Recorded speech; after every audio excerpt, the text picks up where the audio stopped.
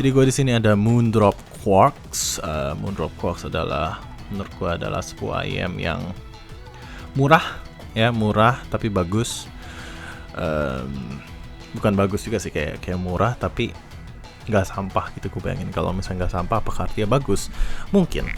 Tapi ya, gue di sini ada Final S1000, gue ada Touch Tanya, gue ada Moondrop Spaceship, dan gue ada Blonde 03. Kenapa ada Blonde 03 adalah karena kalau misalnya lu beli Moondrop pada umumnya lu pasti nyari mid range-nya bagus. That's usually the common reason, alasan yang umum kenapa lu mau beli Moondrop gitu. Kalau nyari mid range ya, dan sebagai salah satu raja dari mid range di harga 300.000 mungkin ya, Blonde 03 menurut gue wajib ada di sini. Overall menurut gue TLDR-nya adalah IM yang menurut gue solid, nggak sampah, nggak gimana, tapi gue nggak akan personally pakai, dan gue nggak terlalu demen. Biasa kalau misalnya begitu lo tahu alasannya kenapa, cuman ya itu TLDR ya. Untuk build quality menurut gue agak sampah ya. Ada driver flex karena tidak vented. Ear tips interest Moondrop biasa, nggak sampah banget, nggak bagus banget. Kabel menurut gue kabelan biasa aja. L-jack gue nggak gitu peduli. Ya, apparently that untuk buildnya full plastik. Gue takut gue tarik dikit putus, dan gue rasa bisa ya, karena gue nggak tahu ini dia cuma solder doang atau apa, gue nggak tahu. Pokoknya kayaknya gue tarik dikit langsung putus.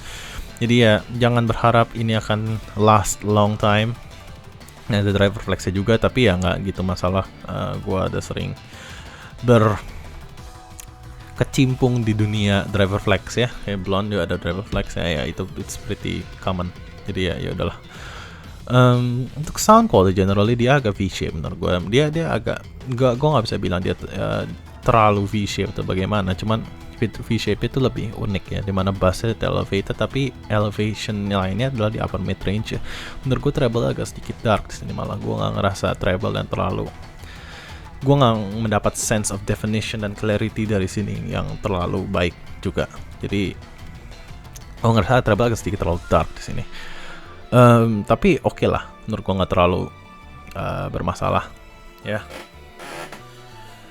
Dan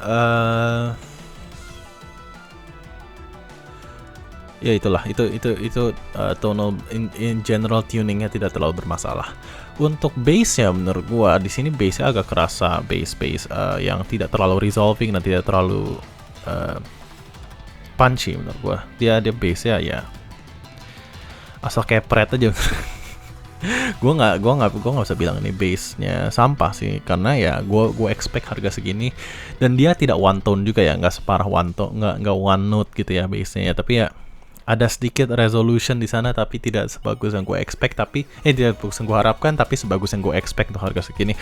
Untuk bass punch-nya kalau misalnya lu bandingin sama yang ini ya, gue rasa juga nggak gitu kerasa punchy. Dan it's noticeable di semua range dari bass sampai treble. Gue rasa dynamicsnya nggak terlalu bagus. Bahkan kalau misalnya bandingin sama Tanya, memang Tanya sedikit lebih elevated di bassnya, tapi punch-nya menurut gue jauh night and day. Di Spaceship juga mirip punch-nya, padahal dia sedikit lebih berkurang, lebih less bass, dia sedikit elevasinya lebih sedikit. Jadi tapi kalau misalnya lo denger cuman seberapa banyak angin itu terdorong ke dalam kuping lo karena bassnya, agak mirip, malah menurut gue agak sedikit lebih punchy di sini juga. Jadi ya, dan mid range and treble juga gue ngerasa lebih dynamic juga di Spaceship. Jadi gue nggak ngerasa secara dynamic ini bakal menang sih. Tapi ya bassnya ya oke lah. Extensionnya menurut gue cukup oke. Lo bakal ngerasa rumble itu juga ada. Tapi ya tidak terlalu dynamic deh, gitu aja. Untuk mid range nya menurut gue agak unik sih. Mid range nya tuh nggak terlalu bagus menurut gue nggak terlalu suka, jujur aja. Kenapa? Sebenarnya in general bagus ya, tapi gue nggak terlalu suka. Kenapa? Karena dia itu Pinagene ya agak-agak aneh, dan dia tuh nge-pick model-model, kalau misalnya lu pernah denger shower tape ya, dia nge-pick as instant drop off, dan itu tuh menurut gua ngebikin mid range agak sedikit smear, agak sedikit harmonisnya tidak, hubungan antara fundamental dan harmonisnya juga, dan harmonisnya itu juga tidak balance menurut gua ya. Jadi lu bakal ngerasa ada satu harmonis makan harmonis yang lainnya gitu, semacam itu. Mungkin simple lah begitu. Kalau misalnya lu penasaran apa itu artinya, ya silahkan di riset sendiri, karena jelasinnya agak-agak susah, gue juga ngerti ngejelasinnya gimana. Tapi ya intinya seperti itu tadi gue bilang. Untuk gue jadi lupa. Untuk lower mid range gue rasa dia oke, ada body ya. Dia mid range in general secara vocals, untuk male vocals gue rasa dia oke. Mungkin fundamental tones untuk male vocals ada beberapa yang agak sedikit ketelan ya, dan sebenarnya jujur beberapa female vocal juga kerasa ketelan ya, dan beberapa vocals lain juga ada yang kerasa sangat tipis ya, weirdly thin. Bukan sangat sih, kayak tidak natural, tipis tapi tidak natural gitu loh, kayak tidak contour gitu, kayak ada shift di antara mid range dan upper mid range yang menurut gue terlalu jauh. Jadi membuat semacam imbalance atau smearing di sana. Jadi gitu. Pokoknya intinya mid range-nya tuh in general oke ya, secara tonal balance, secara tonalnya. Tapi ada beberapa artifak ya, ataupun kayak ornamen dari IM ini, yaitu peak-nya itu di mid range yang gue juga belum pernah nemu di IM lain, peak seperti ini yang ngebikin suara instrumen ataupun vocals kerasa agak sedikit aneh secara presentasinya. Ya itu. Untuk kalau misalnya gue bandingin sama mid range S1000, gue rasa S1000 itu mid range lebih, menurut gue S1000 itu presentasi mid range lebih dekat ke apa yang gue pikir sebagai netral, walaupun mungkin agak sedikit kurang di Pinagene ya, dan agak sedikit terlalu banyak di lower mid range, tapi menurut gue masih oke ya. Dan sini mid range kerasa lebih warm, kerasa lebih berbody gitu ya. Itu gue sebenarnya gue lebih prefer presentasi mid range di S1000. Untuk Touch Gym tanya mid range itu agak sedikit ada problem juga, seperti di Quarks ya, sama di Quarks. Cuman bedanya dia tuh agak sedikit lebih contoured ke lower treble dan treble propernya, meskipun gue rasa di sana ada kurang elevasi sedikit, tapi ya itu nanti. Tapi gue ngerasa dia presentasi agak sedikit lebih balance menurut gue daripada di Quarks. Dan PK juga kayak nggak segila itu. Kayak dia ini ada elevasi juga di upper mid range, tapi nggak aneh gitu menurut gue ya. Jadi menurut gue ini lebih aneh, dan ini menurut gue sedikit lebih baik presentasi mid range. Untuk Spaceship, menurut gue Spaceship tuh agak kering, agak shouty, agak bright mid range. Gue nggak gitu demen ya. Gue lebih prefer mid range sini, meskipun dia lebih contoured, tapi ya terlalu. Kalau misalnya gue mencari sebuah IM yang untuk netral, untuk yang lebih neutral, yang lebih natural sounding, gue nggak bakal kesini. Gue nggak bakal ke Spaceship sebelum gue ke Quarks dulu. Jadi ya itulah. Itu kan tuh Blonde itu agak sedikit berbeda ya, kayak semacam presentasinya tuh kebalik. Jadi kayak di mana di sini ada peak, sana ada dip. Yang membuat bedanya adalah di sini agak sedikit lebih tipis daripada apa yang gue anggap sebagai netral. Di sini agak sedikit lebih tebal daripada apa gue anggap sebagai netral. Gue jujur lebih prefer di sini karena overall male dan female vocalsnya lebih balance ya. Presentasi vocalsnya lebih balance, meskipun kadang agak sedikit agak-agak gimana ya, nasally, bukan nasally juga ya, kayak agak sedikit ya, mungkin bisa dibilang nasally ya. Sedangkan di sini enggak, tapi agak aneh juga ya gue bisa bilang. Misalnya gimana? Gue lebih prefer coloring ada di sini. Jadi intinya itu.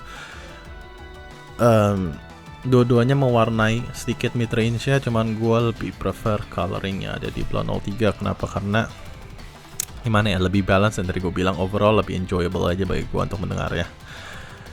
Ya, jadi itulah perbandingan mid range-nya. Untuk treble-nya, gue rasa sedikit dark di sini. Gue lebih prefer treble-nya ada di Blonde 03 juga. Meskipun di Blonde tidak terlalu contour juga di bagian treble-nya ya, tapi menurut gue agak sedikit energinya menurut gue agak lebih cocok sama gue. Sedangkan sama Tanya, menurut gue Tanya tuh agak sedikit lebih jujur 11-12 ya soal treble energy menurut gue. Cuman dengan whiteboard Tanya agak sedikit lebih maju, jadi gue lebih prefer whiteboard Tanya treble-nya. Tapi ya kalau misal dua-duanya sama, bisa sama, gue rasa bakal mirip 11-12, agak terlalu dark juga menurut gue. Dan di sini kalau misalnya lu whiteboardin juga agak sedikit membantu ya, tapi gue bilang masih agak sedikit terlalu dark preference gue, dan lu gak bakal that sense of definition dan sense of clarity juga di situ. Jadi dan itu juga didukung oleh ya tadi nanti gue akan bahas soal transient response. Untuk treble di sini menurut gue sini sedikit lebih banyak, lebih balance ya menurut gue. Orang bilang ini agak dark bagian treble, cuman gue bilang sebenarnya bukan artinya ini tuh tidak ada elevation di bagian upper treble-nya, tapi gue bilang di sini tuh ada dip di antara upper treble dan mid treble yang ngebikin ada kerasa kosong di bagian situ. Kalau misalnya dibandingin sama ini, gue rasa dia agak sedikit lebih contour, tapi nggak dua-duanya sih lumayan contour, cuman di sini aja ada dipping di sana. Tapi overall energy gue lebih prefer di sini soal mid treble dan lower treble jika dibandingkan dengan mid range ya. Karena ya ini lebih maju, bukan lebih maju, lebih peaky aja, lebih overall lebih V-shape. Sedangkan di sini treble lebih banyak energi ya. Gue sebenarnya prefer yang agak sedikit lebih banyak energi daripada neutral. Tapi di sini menurut gue sedikit terlalu banyak.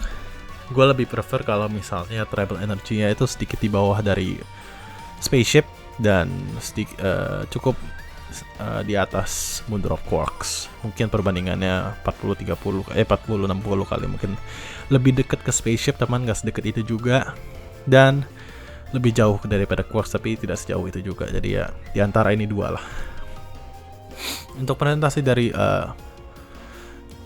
ya itulah untuk base mid treble saya. Cuman gua tuh menurut gua problem utama yang ada di Quarks ini bukan adalah di base mid of treble ya. Emang ada sedikit problem sana, cuman in general tidak terlalu bermasalah. Cuman problem gua adalah di technical performance ya, menurut gua cukup sampah. Dan itu yang bikin gue gak bakal beli IM ini. Tapi gue udah beli, jadi karena gue nge-review. Jadi kalau gue gak nge-review, gue gak akan beli IM ini. Dan gue udah coba, misalnya gue gak akan beli. Kenapa? Karena technical performance-nya menurut gue agak sedikit kurang ya. Soal detail menurut gue malah sedikit di bawah Tanya. Menurut gue resolution-nya gak gitu bagus ya. Detail dan resolution menurut gue gak gitu bagus.